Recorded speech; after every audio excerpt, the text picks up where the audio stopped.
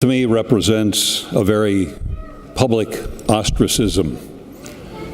We talk a lot about equity in this building, and I think this is truly anti-equity because we're sending our kids off into an unknown future educationally if they don't come along.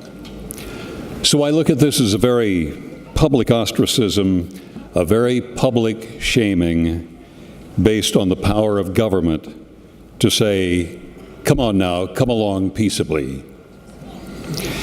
Even if you have reservations about one of these vaccines, you've got to pay the price, a very public price. People are sickened by medicines all the time. I mean, come on, we know that. If you haven't been sickened by medicine, you haven't been taking your medicine. I fear a government that says, you've got to take your medicine now. If you don't, your child is ostracized from a very public accommodation that we all pay for very dearly, don't we? Even if you object to just one of these, it's goodbye free thought, goodbye freedom to dissent, and goodbye to a parent's right to choose.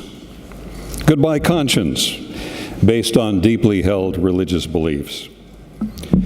The government will tell you what to think, what to believe, or your child will be DQ'd, disallowed. I believe in reality that most parents are going to continue to vaccinate their children. I think that's probably a fact, and that's fine, but how can you deny the reality of the stories that we have heard and seen in committee? In my 6 terms here, that's 3 and then 13 years off in the middle and 3 more terms, I have never seen a group motivated in this way. Because this has been a very interesting amalgamation of different kinds of individuals, really enjoying together what freedom really means, what working together as community really means. What compelling testimony we heard. It was incredible. I'm sure that these parents, who are very loving and obviously caring parents who've decided not to go the easy route, they're going to be called flat earthers or anti-science by a lot of folks, I suppose, for not submitting to unwanted medicine required by an over-aggressive government. Increased pressure on free thought. Madam Speaker, I think that's the way of the future. When we think about Roosevelt's 4 freedoms, one of those we think about is freedom from fear.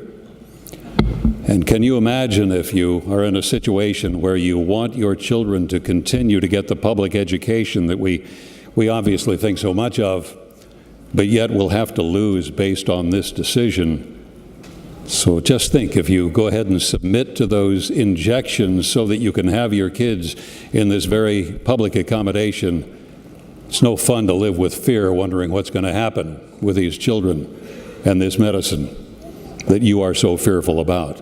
Freedom from fear. That should be one of the great things about being an American.